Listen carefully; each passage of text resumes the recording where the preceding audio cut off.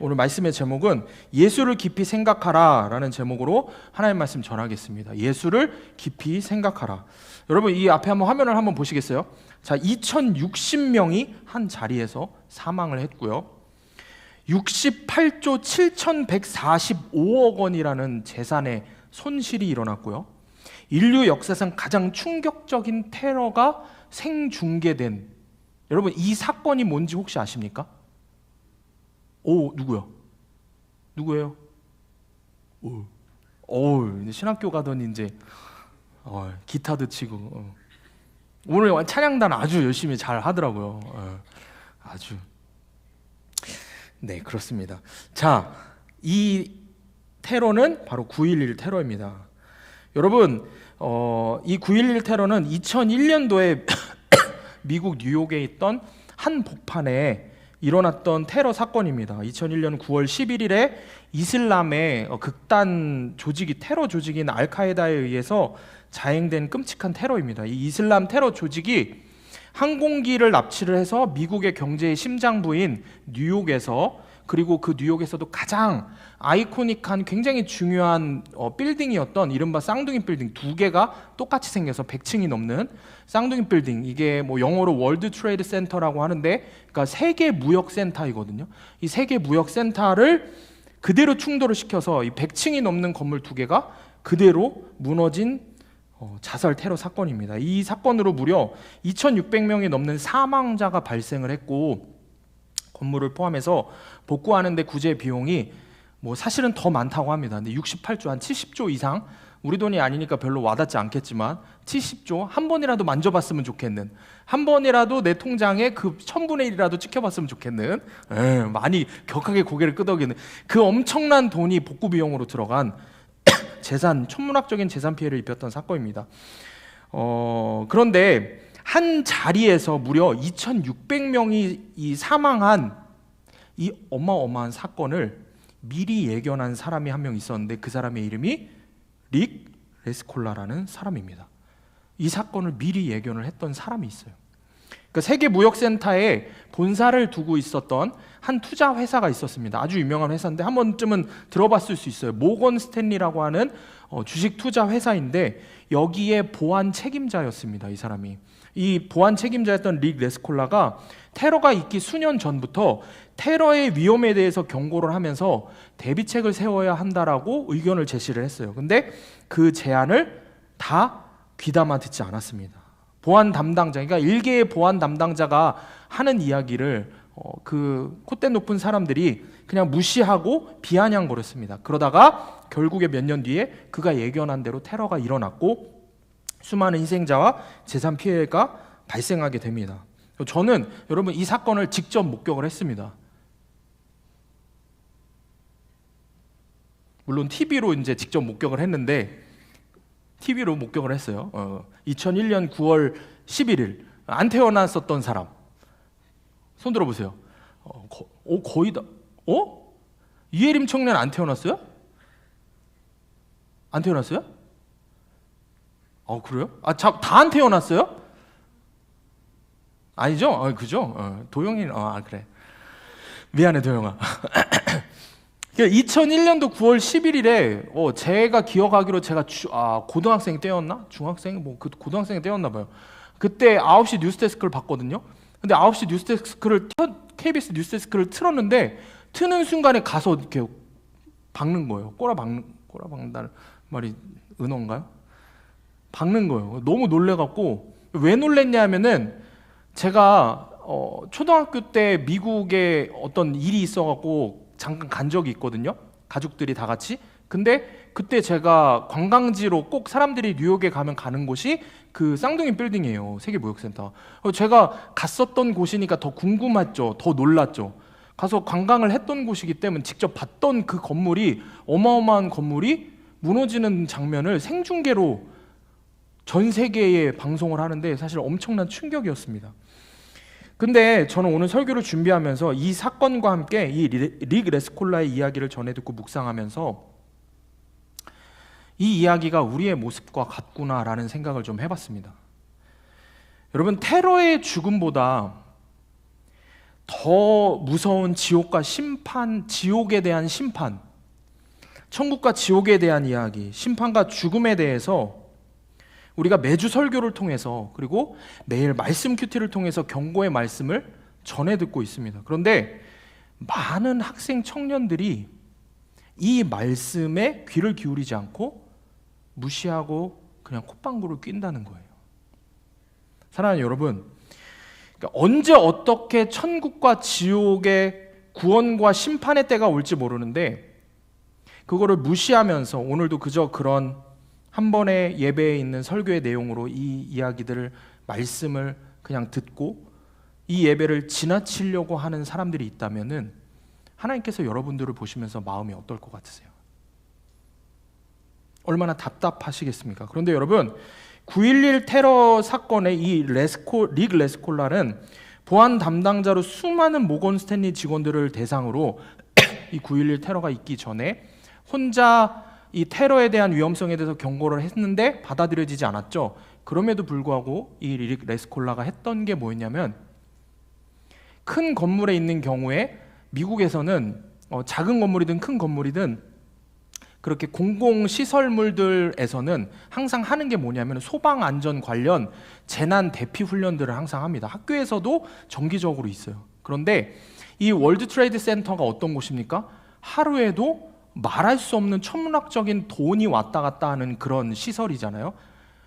그런 회사들이 질비한 그런 건물인데 이 건물에서 가장 또 유명한 회사인 모건 스탠리 회사 직원들이 총 2,700명 정도 되는데 이 2,700명 정도 되는 사람들을 데리고 매 분기별로 대피 훈련을 했다는 거예요. 근데 FM대로 항상 매뉴얼대로 했다는 겁니다. 대피 훈련을. 그 월드 트레이드 센터의 모건 스탠리 직원만 2,700명이라고요. 근데 2,700명이 움직인다고 생각을 해보세요. 뭐 1층에 다 있겠어요? 뭐 100몇 층에 있을 수도 있고 90몇 층에 있을 수도 있고. 근데 그 사람들을 데리고 그렇게 재난 대피 훈련을 FM대로 할 때마다 직원들이 그 콧대 높은 돈 많이 벌고 많이 배운 직원들이 뭐라고 했겠습니까? 정신 나간 사람이라고 이야기를 하면서 지금 이 사람 때문에 손해보는 돈이 얼마냐고 하면서 얼마나 비아냥거리고 이 사람을 모함했는지 모릅니다. 그런데 정말 놀라운 이야기는 여러분 지금부터예요. 잘 들어보세요. 이 릭 레스콜라의 말에 따라서 그래도 재난 대비 훈련을 받았던 이 사람들이 어떻게 됐는지 아십니까? 세계 무역센터 그 9.11 테러 사망자가 전체 사망자가 2,600명 정도라고 했죠. 사망자가 2,600명 정도라고. 그런데 그 무역센터에서 근무하던 모건 스탠리 직원은 또 2,700명 정도라고 했습니다. 그런데 여러분 2,700명의 모건 스탠리 회사 직원 중에 무려 2,687명이 살았습니다. 13명의 직원 그리고 이 릭 레스콜라를 제외한 보안 관련 담당 직원 빼고 모두 살았습니다. 어마어마하죠. 사망자가 2,600명인데 2,700명이 살았습니다. 만약에 릭 레스콜라의 그 대피 훈련이 아니었으면은 9.11 테러 사망자는 여러분 그냥 추산해봐도 어떨 것 같으세요? 정확히 2배가 되겠죠. 그죠? 여러분 이 릭 레스콜라의 대비 훈련을 대피하는 것에 잘 훈련되었던 직원들이 정말 테러 사건이 발생하니까 훈련 받은 대로 잘 건물을 빠져나와서 목숨을 건질 수 있었습니다. 생각을 해보세요. 2,700명의 직원이 그대로 빠져나오는 게 쉬울 것 같으세요? 그 재난의 상황에서 누구나도 다 먼저 내려가려고 하겠죠. 근데 직원들은 그동안 FM대로 훈련받은 그대로 행동을 한 겁니다. 몸에 밴 대로. 그래서 모두 살았습니다. 사랑하는 여러분, 저는 그래서 오늘 이 릭 레스콜라와 같은 마음으로 여러분에게 지옥이 아닌 천국으로 가는 대피 훈련을 하기를 원합니다. 이 지옥 재난 대비 훈련에 여러분 진짜 마음을 다해서 참여하실 분들만 크게 아멘 하시기 바랍니다. 오늘 이 시간에 주님께서 말씀을 통해서 여러분 훈련시키실 때 여러분 훈련 잘 받기를 축복합니다. 그래서 정말 마지막 심판의 사건이 임할 때 나에게 심판의 사건이 임해도 정말 주님께로 천국으로 훈련 받은 대로 그 길을 당당히 걸어가는 저와 여러분이 되기를 축복합니다. 제가 청년 시절에 오랜 시간 동안 제가 프로필 사진 있잖아요. 카카오톡 푸사에 해놨던 글귀 하나가 있습니다. 이런 글귀입니다. 호흡을 멈췄으면 멈췄지 하나님에 대한 생각을 멈춰서는 안 된다. 우연히 어디서 보고 알게 된 그런 문구였는데 너무 제 마음을 쳐서 제가 이 글귀를 오랫동안 해놨던 기억이 있습니다. 자, 여러분, 지난 한 주 동안 하나님에 대한 생각을 하면서 살았습니까? 여러분, 한 주 동안 어떤 생각을 하면서 살았습니까? 제가 얼마 전에 인스타에서 또 본 되게 멋진 건물 하나가 있더라고요. 광고인데, 교회 건물인데 처음에 보고 건물이 뭐가 이렇게 멋있어? 하고 들어가서 이렇게 봤더니 뭐 아니나 다를까 무슨 건축 관련 상도 받고 그랬던 교회 건물이더라고요. 근데 그래서 쭉 이렇게 교회의 모습을 아래를 보는데 너무 멋있는 거예요. 교회가 너무 세련된 거예요. 화려하다기보다 굉장히 세련된 거예요. 뭔가 특색이 있는 거예요. 근데 그 교회 이름이 조금 이상했습니다. 교회 이름이 뭐였냐면, 혹시 본 적 있으세요? 멍때림 채플? 멍때림 채플이라는 이 채플 교회 이름이에요. 교회 이름이 뭐 묵상교회라고 했나? 근데 멍때림 채플이라고 이제는 이름을 아예 쓰더라고요. 치유와 회복의 공간입니다. 예배와 예술 공연 그리고 카페의 공간입니다. 오셔서 힐링하시기 바랍니다. 이런 설명들이 적혀 있습니다. 아무 생각 없이 그냥 와서 편안히 있다가 가라고, 그것이 힐링이 된다라는 이런 여러 가지 되게 좋은 문구들, 성경 구절 중에서도 그런 아주 수고하고 무거운 짐진 자들아 뭐 이런 문구들, 이런 것들의 문구들을 잘 적어놓고 여기저기 그런 문구들이 적혀 있는 걸 봤습니다. 그 교회가 제가 사실은 어떤 사역을 하는 교회인지는 정확히 알 수 없습니다. 근데 저는 그냥 그런 생각을 했습니다. 믿음의 길, 구원의 길은 여러분 멍 때리고 아무 생각하지 않는 삶이 결코 아닙니다. 믿음의 길, 구원의 길은 하나님에 대한 생각을 멈추지 않는 것입니다. 이 시대가 여러분 어떤 시대입니까? 생각을 하지 않도록 하는 시대입니다. 너무 많은 것들을 생각해야 되기 때문에 오히려 생각을 안 하기를 원하는 시대입니다. 깊이 생각하는 것을 원하지 않아요. 여러분 어떠세요? 휴대폰을 보실 때요, 스마트폰으로 볼 때 릴스나 아니면은 뭐 유튜브에 그런 짧게 올라오는 영상들, 인스타그램이나 이런 영상들을 보시면 여러분 막 깊이 생각하면서 보세요? 아니면은 이거에 능하세요? 계속 올리지 않아요? 계속 그냥 아무 생각 없이 올리죠. 그러다가 눈에 들어오는 거 있으면 잠깐 보고, 그것도 몇 초입니까? 제가 릴스 설교 올리고 했었는데 짧게 편집해서 유튜브에 여러분 그 릴스 올라오는 거 있잖아요. 그 유튜브에서 올라오는 쇼츠라 그러죠. 유튜브는 쇼츠 영상 올라오려면은 제약이 있는 거 아세요? 59초에 정확히 맞춰야 돼요. 그러니까 60초가 넘으면 안 돼요. 그러면은 쇼츠로 영상이 안 올라가요. 정확히 그 사람들이 무슨 얘기예요? 1분도 그 영상들을 잘 보려고 안 하는 시대라는 거예요. 무슨 이야기예요? 영상 같은 것도 깊이 생각하면서 보고 싶지 않은 거예요. 여러분 이 시대가 그런 시대입니다. 그 수많은 미디어들 가운데 수많은 정보들이 있지만 그 정보를 깊이 생각해서 받아들이는 사람이 없어요. 그냥 넘기는 거죠. 릴스나 이런 인스타에 있는 올라오는 것들은 어때요? 더 짧죠? 10초짜리, 20초짜리, 이것도 너무 길게 느껴질 거예요. 아마 보려면 진짜 관심 있는 거 아니면 그 정도 10초 이상도 투자 안 할 거예요. 지금 이 시대가 그런 시대입니다. 깊이 생각하지 말라고. 여러분 지난 한 주 동안 여러분은 하나님에 대한 생각을 멈추지 않고 살았습니까? 하나님에 대한 생각으로 채우면서 살았습니까? 아니면 아무 생각 없이 여러분 멍 때리며 한 주를 살다 오지 않았습니까? 한 주 동안 여러분의 삶의 자리도 멍 때림 채플이 아니었냐는 거예요. 지금 예배를 드리는 이 자리에서 여러분의 마음가짐도 그냥 아무 생각 없이 멍 때리고 예배를 드리고 가려고 하지는 않냐는 겁니다. 여러분 오늘 말씀의 제목을 다 같이 읽어봅시다. 큰 소리로 다 같이 읽어봅시다. 시작! 예수를 깊이 생각하라. 안 읽은 친구가 있어서 다시 한번 읽어보겠습니다. 시작! 예수를 깊이 생각하라. 오늘 히브리서 본문 3장 1절의 말씀 우리가 함께 좀 읽어보겠습니다. 시작! 그러므로 함께 하늘의 부르심을 받은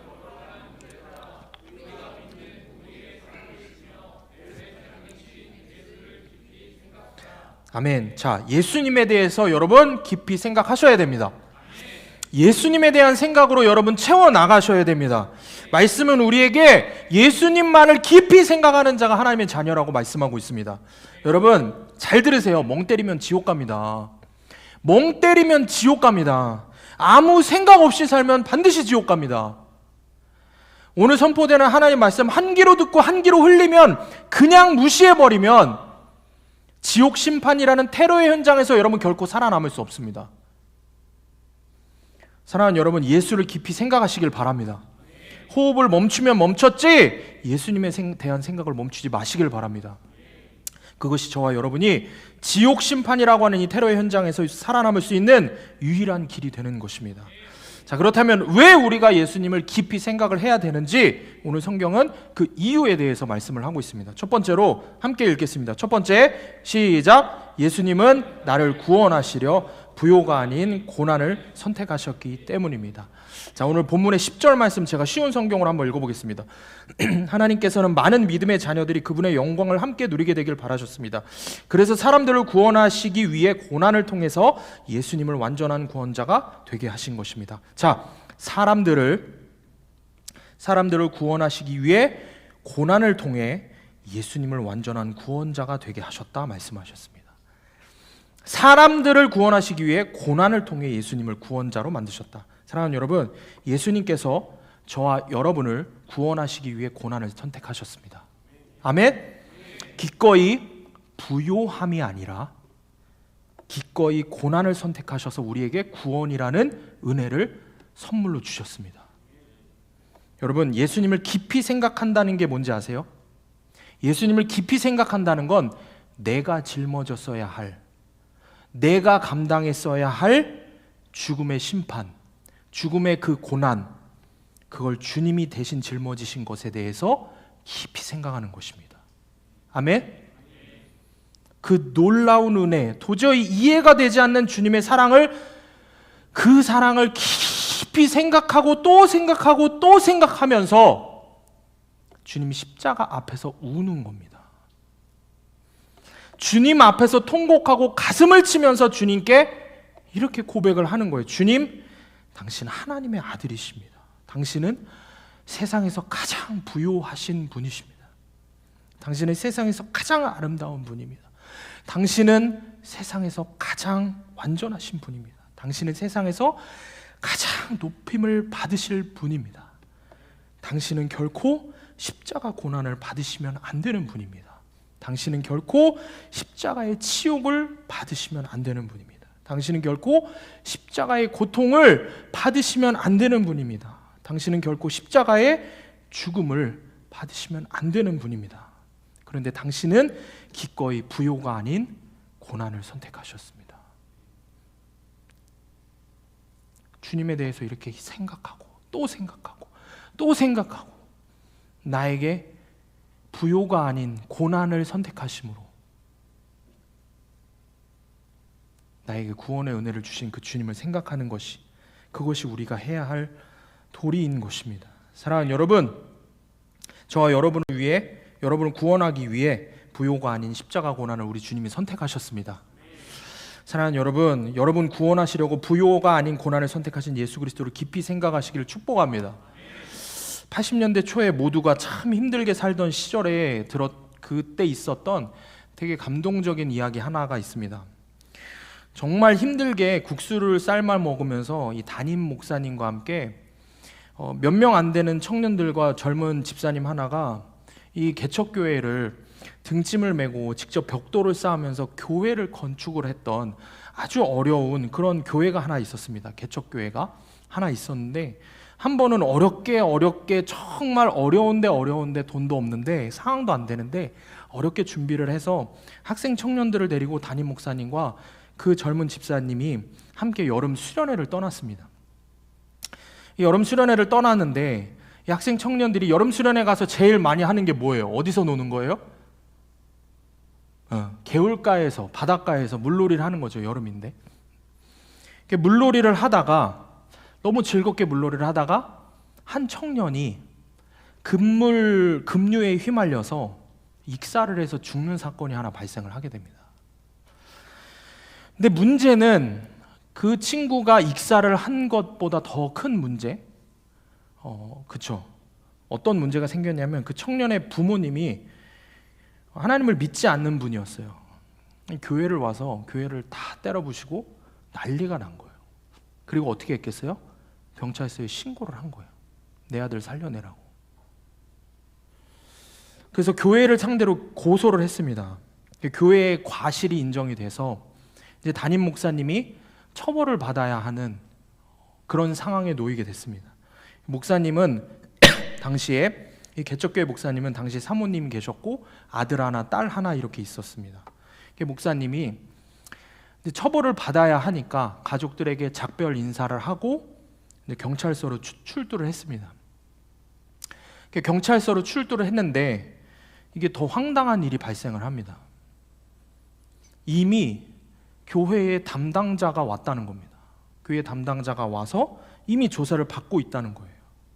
이게 무슨 일인가 알고 보니까 그 젊은 집사님이 와서 자기가 조사를 받고 있는 거예요. 자기가 담당자라고, 자기가 그 익사 사건 책임자라고 목사님 대신 와서 조사를 받고 있었습니다. 목사님이 너무 놀라서 이 집사님 데리고 나갔어요. 데리고 나가서 목사님이 막 화를 내면서 이야기한 거, 뭐 하는 짓이냐고. 뭐 하는 짓이냐고. 그러니까 이거 잘못하면은 집사님 처벌받게 된다고. 뭐 하는 짓이냐고 그랬더니 이 집사님이 목사님 손을 붙잡고 울면서 이런 이야기를 하는 거예요. 목사님, 제 아내와 아들 하나가 있는데 잘 부탁한다고. 자기가 다 책임지겠다고. 이렇게 이야기를 하는 거예요. 자기가 대신 교도소에 다녀오겠다고 이야기를 하는 겁니다. 목사님이 도대체 당신 왜 이렇게 하냐고, 왜 이렇게까지 하냐고 물었어요.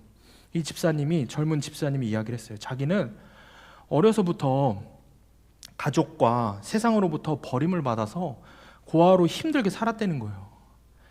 배운 게 나쁜 짓이어서 세상에서 쓰레기 같은 인생으로 쌈박질하고 깡패 새끼로 살다가 쓰레기 같은 인생으로 살았는데, 그런 내가 목사님 만나고 목사님 전해주신 예수님 때문에 내가 다 손 씻고 이제 새 사람 됐는데, 그래서 내가 구원을 받았는데, 그런데 교회에 어려움이 생겼는데 목사님 주신 그 사랑, 예수님이 나한테 주신 그 구원의 은혜 한 번만이라도 제대로 갚게 해달라고 이야기를 하는 겁니다. 나는 이미 걸레같이 살았던 인생이라서, 걸레는 빨아도 걸레라는 거예요. 그래서 내가 교도소 한번 들어갔다 오는 게 뭐가 그렇게 대단한 일이겠냐. 목사님 대신 내가 다 뒤집어 쓰고 교도소 가겠다. 내 사랑하는 처자식만 좀 챙겨달라.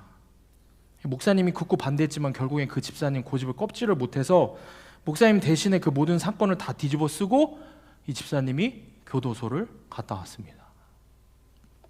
사랑하는 여러분, 깡패 출신의 세상에서 못 배우고 나쁜 짓이라는 죄는 다 짓던 그 집사님도 예수님 한 번 만나고, 예수님 만나고 내가 구원받으니 그 은혜 때문에 오늘 말씀의 예수님처럼 부요 대신 고난을 선택해서 목사님과 교회 전체를 살렸습니다. 그리고 그 하나님께서 그 젊은 집사님한테 너무 많은 축복을 해주셨어요. 그래서 그 축복의 열매가 그 집사님 아들이 여러분 앞에서 열심히 지금 설교 잘하고 있잖아요. 엄청 놀라네. 전사의 아버지 이야기예요. 여러분, 사랑하는 여러분, 여러분 살리기 위해서 부요함 대신 고난을 선택하신 예수 그리스도를 깊이 생각하고 있습니까? 주님의 그 십자가 은혜를 깊이 생각하고 또 생각하면서 하루하루를 주님의 그 은혜에 보답하기 위해 주님이 기뻐하시는 모습으로 여러분 살고 있습니까? 나중에 제가 커서 아버지한테 여쭤본 적이 있어요. 아무리 그래도 어떻게 그렇게 찢어지게 가난했는데 마누라와 하나밖에 없는 아들 내버려두고 그렇게 목사님 대신 교도소 갈 생각을 하셨냐고 물었을 때 아버지가 하셨던 대답은, 내 인생에서 다시 돌아가고 싶은 때가 언제냐고 묻는다면 나는 100번이고 1000번이고 바로 그때라고 대답을 하셨어요. 그때 그 시간이 아버지 개인적으로는 인간적으로 너무 힘들고 수십 번도 넘게 고민하고 또 고민했던 시간들이었지만 아버지의 마음과 영혼은 인생에서 가장 행복했던 시간이라고 고백을 하십니다. 주님 위해서, 사랑하는데 주님 위해서 내 전부를, 생명까지 드릴 수 있었던 그 시간이 내 인생에서 그 어느 때보다 가장 행복했던 시간이라고 이야기를 하십니다. 사랑하는 여러분, 저와 여러분을 위해 부요함이 아닌 십자가의 고난과 죽음을 선택하셨던 예수님을 깊이 생각하는 여러분 되기를 축복합니다. 그리고 주님 위해서 나는 무엇을 드릴 수 있을지 고민하고 또 삶으로 살아내는 저와 여러분이 되기를 축복합니다. 적용 질문입니다. 나를 구원하시기 위해 부요함이 아닌 십자가 고난을 선택하신 예수님을 깊이 생각하고 있습니까? 그 예수님을 위해 다음 한 주 나의 삶으로 무엇을 드리기를 결단하겠습니까? 자, 두 번째로 우리가 예수님을 깊이 생각하는 이유는 다 같이 읽어보겠습니다. 두 번째, 시작. 예수님은 나를 죽음의 공포로부터 해방시켜 주셨기 때문입니다. 오늘 본문의 14, 15절 말씀 우리가 큰 목소리로 세번역 성경 함께 읽겠습니다. 시작. 이 자녀들은 피와 살을 가진 사람들이기에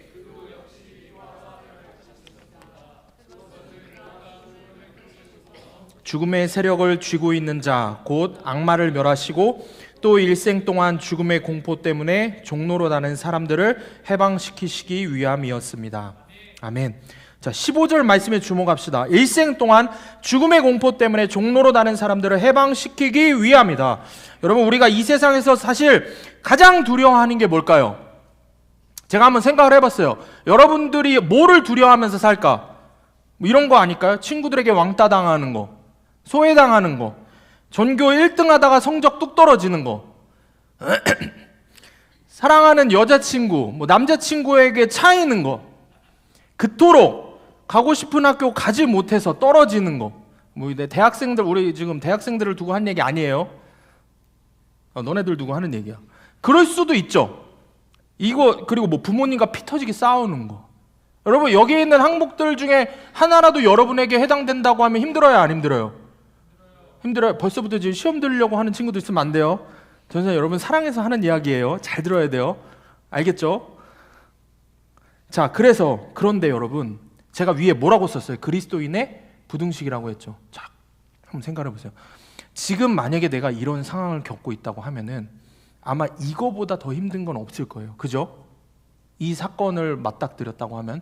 그런데 여러분, 만약에 이렇게 된다고 하면,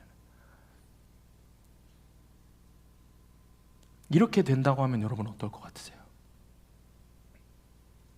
둘 중에 하나를 선택하라고 하면 어떻게 하시겠어요?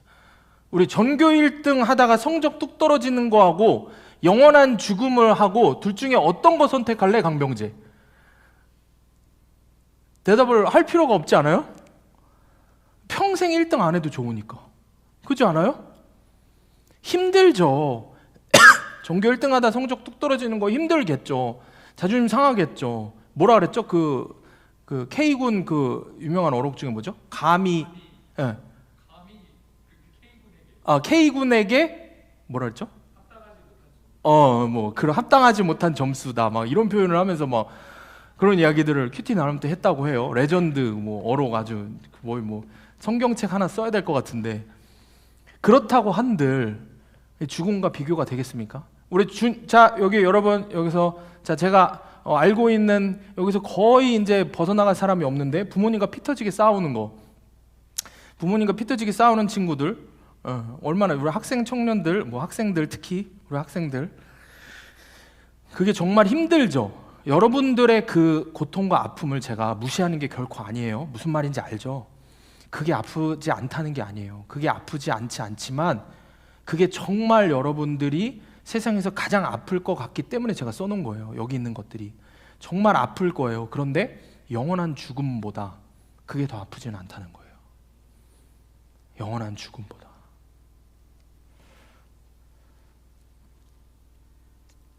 여러분, 앞에 있는 이 내용들이 사실 정말 우리를 고통스럽게 마음 아프게 하지만 죽음보다 큰 공포는 없습니다. 그죠? 우리가 정말 죽음 앞에 선다고 한다면, 마지막 때에 선다고 하면, 여러분, 마지막 날이라고 하면 그 무엇도 중요하지 않게 되는 겁니다. 나를 그렇게 힘들게 하던 그 무엇도 지금 내가 당장 죽는다면 내가 원하는 학교 갖지 못하는 게 그렇게 중요해요?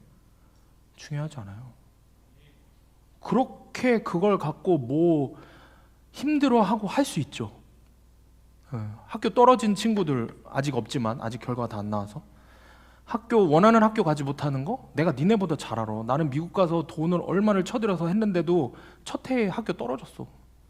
학교 똑 떨어졌어. 그 내가 전에 설교할 때 얘기하지 않았어? 그 사막 한가운데서 차 세워놓고 하나님한테 삿대질하고 울다가 그때 벼락 맞아서 죽었으면 큰일 날 뻔했지.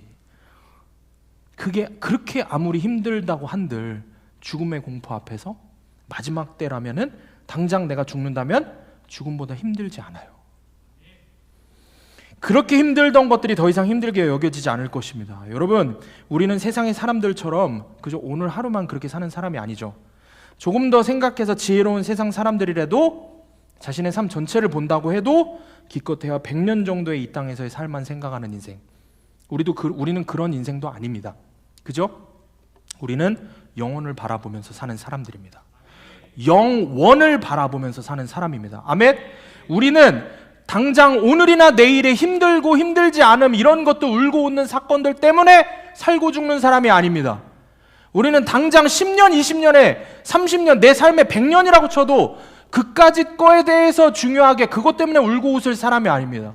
우리는 죽음 뒤에 영원이라는 시간을 놓고 울고 웃어야 되는 사람인 겁니다.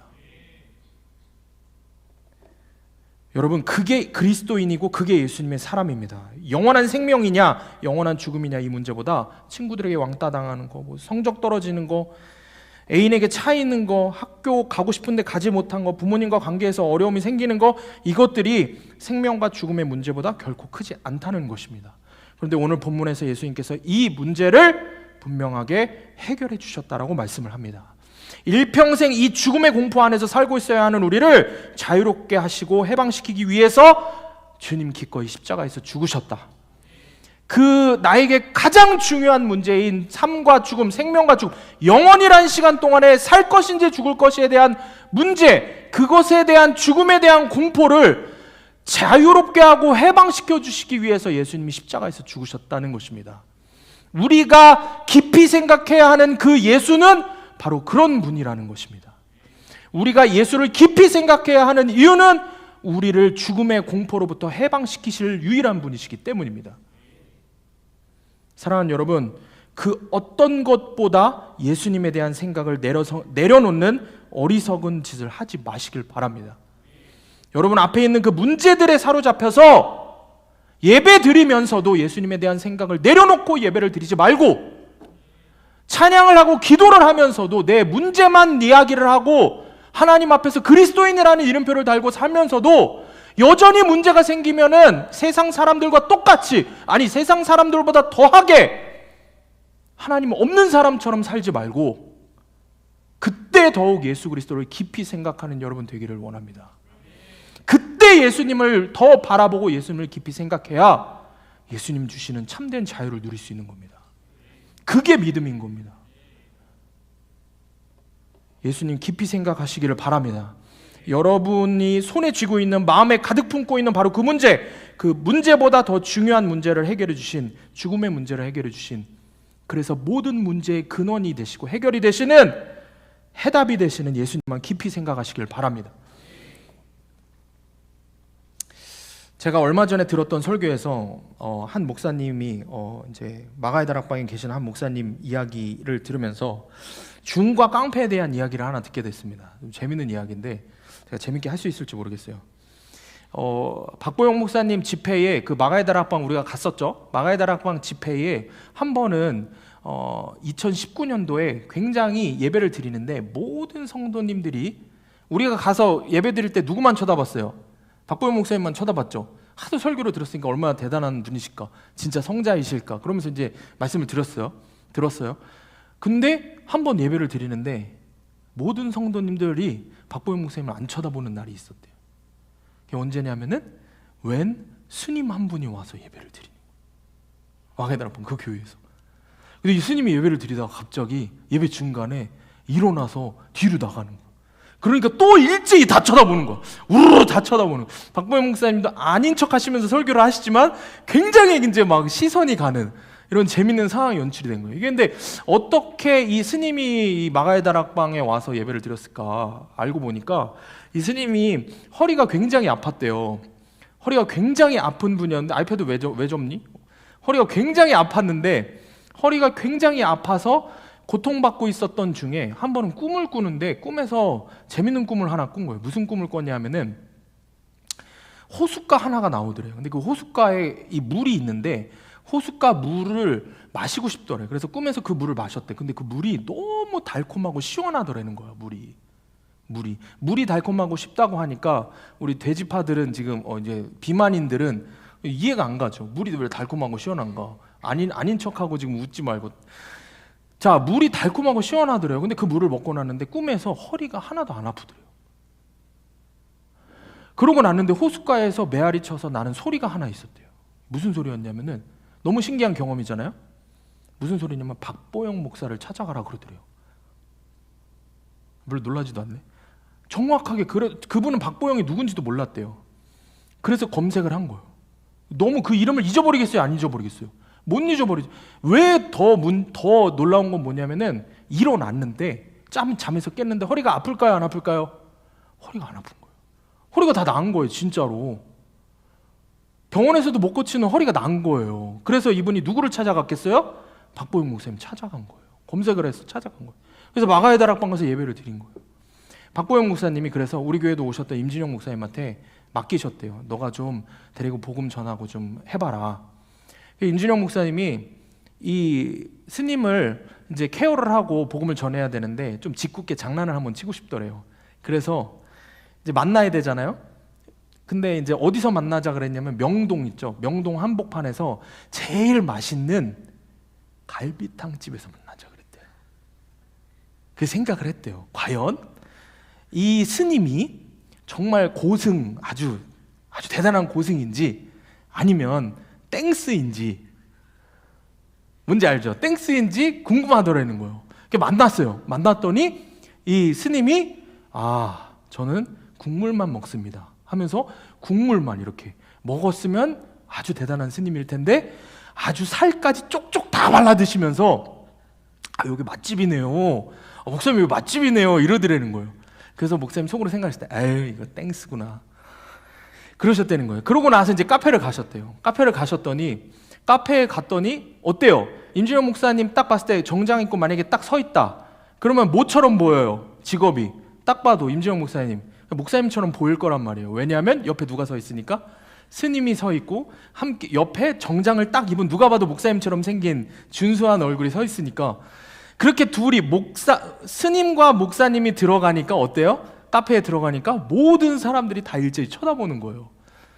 그래갖고 앉아갖고 이제 이야기를 하는 거예요. 이야기를 하는데 주변에 사람들이 귀가 이만해지는 것 같더래요.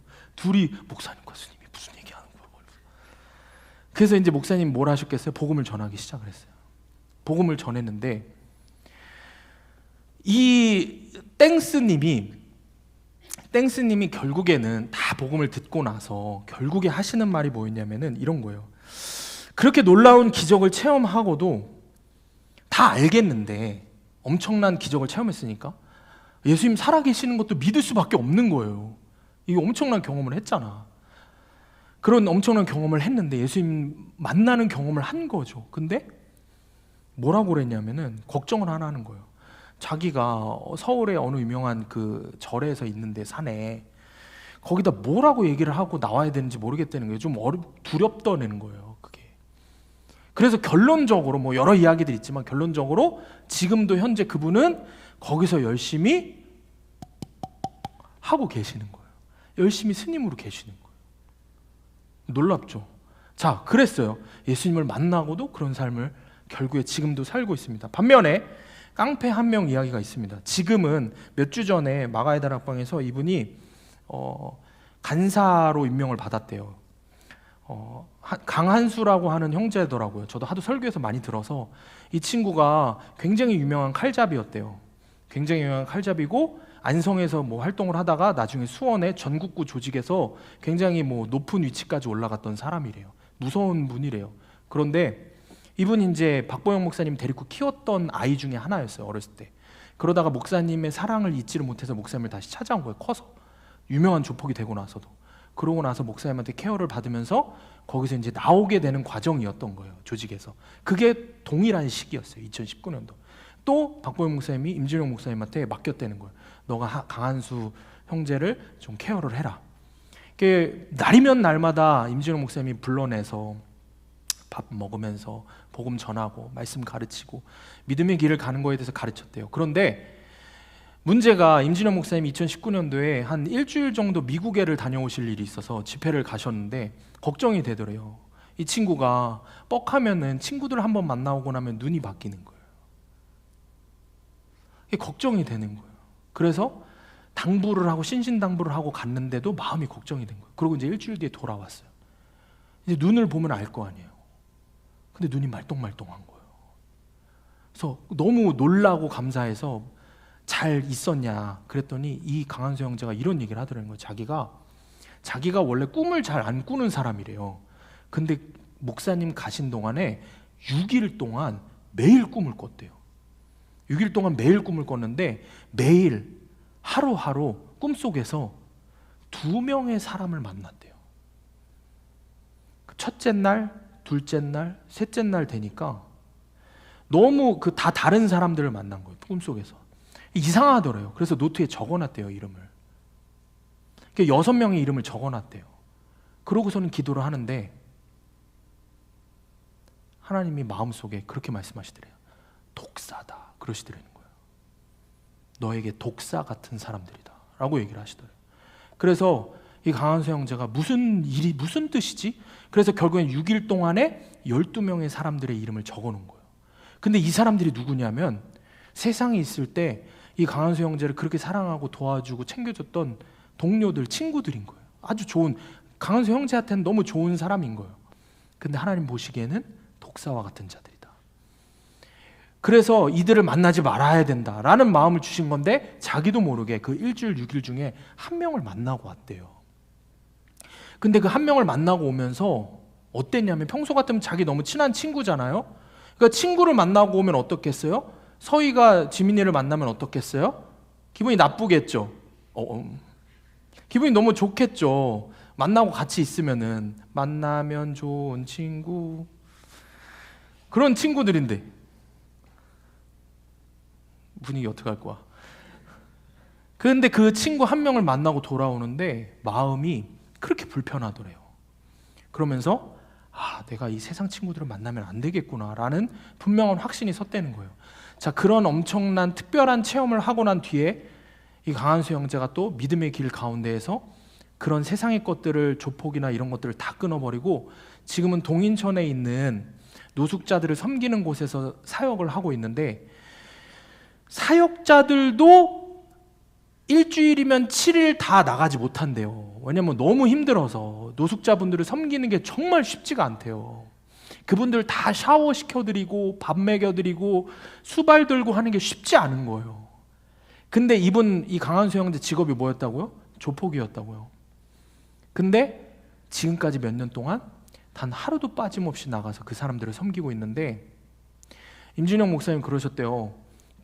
한수 형제 그러다가 몸 망가진다고, 사역 그렇게 너무 몸 혹사시키면 안 된다고, 그래도 쉬어가면서 하라고 그랬더니 이 강한수 형제가 딱 웃으면서 한마디를 하고 다시 거기로 가더래요. 노숙자들에게 뭐라고 이야기를 했냐면 임진영 목사님 먼저 물은 거예요. 왜 이렇게까지 하냐?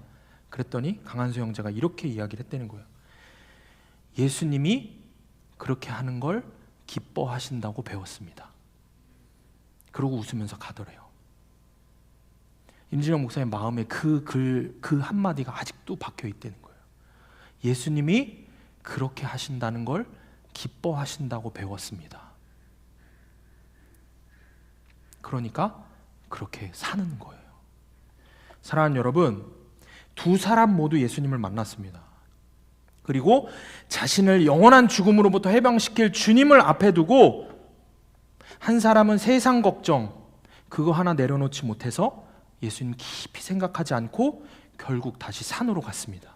그런데 또 한 사람은 자신을 영원한 죽음에서 해방시켜 주신 예수님 만나자마자 세상 것들 다 버리고 예수님만으로 자신의 삶을 가득 채워서 살아가고 있습니다. 그리고 그가 그렇게 몸이 부서져라 주님 위해서 사는 이유 단 하나 이야기하는 거예요. 예수님이 그렇게 하시는 걸 기뻐하신다고 배웠습니다. 그 이유 하나인 거예요. 다른 이유가 필요 없습니다. 사랑하는 여러분, 여러분을 영원한 죽음의 공포에서 해방시켜 주신 주님께 그래서 여러분은 그럼 무엇을 드리고 있습니까? 세상에 대한 걱정을 다 내려놓고 예수님에 대한 생각만으로 여러분 완전히 갈아엎으실 수 있겠습니까? 여러분, 예수님을 깊이 생각하시기를 축복합니다. 여러분, 갈팡질팡하지 마세요. 언제까지 그렇게 놀라운 하나님 은혜를 경험하고도 어리석은 모습으로 여러분 신앙생활 하려고 합니까? 언제까지 그 십자가의 은혜를 여러분도 그렇게 경험을 하고도 그런 식으로 예배를 드릴 겁니까? 언제까지 그렇게 말씀 큐티할 겁니까? 언제까지 그런 식으로 기도할 겁니까? 그렇게 예배 끝나면 그 땡중처럼 아무렇지도 않게 세상으로 돌아가서 세상 사람보다 더 세상 사람처럼 예수님 마음을 찢어 놓으면서 살려고 하십니까? 그런 여러분에게 그럼 결국에는 무엇밖에 남지 않겠습니까? 여러분은 그 땡중과 같은 길을 가고 있는 사람입니까? 아니면 그 강한수 형제, 깡패 형제와 같은 길을 가고 있습니까? 여러분 어느 길을 가고 있습니까? 여러분이 어느 길을 가고 있는지 여러분 스스로가 제일 잘 압니다. 중간은 없습니다. 여러분, 우리 결단하시길 바랍니다. 예수님이 그렇게 하는 걸 기뻐하신다고 하기 때문에 하시기 바랍니다. 아멘? 예수님이 기뻐한다고 하시기 때문에 하시기 바랍니다. 예수님 기뻐하신다고 배웠기 때문에 모든 예배를 다 찾아와서 드리고, 예수님 그렇게 하는 걸 기뻐하신다고 배웠기 때문에 매일 말씀 큐티를 생명을 다해서 하고, 예수님이 그렇게 하는 걸 기뻐하신다고 배웠기 때문에 무릎이 부서져라 기도를 하는 거고, 예수님 그렇게 하는 걸 기뻐하신다고 배웠기 때문에 세상에서 말씀을 적용하고 죄와 싸우는 삶을 살아가시길 바랍니다. 여러분, 정말 예수님을 깊이 생각하며 예수님 기뻐하시는 것들을 여러분 삶 속에 하나하나 채워나가는 여러분들이 되기를 축복합니다. 아멘. 자, 적용 질문입니다. 나를 죽음의 공포로부터 해방시켜 주신 예수님이 기뻐하신다고 배웠기 때문에 나는 다음 한 주 땡땡땡 반드시 하겠습니다. 여러분 한번 결단해 보시기를 바랍니다. 작은 것부터 결단해 보시길 바랍니다. 우리 함께 기도합시다.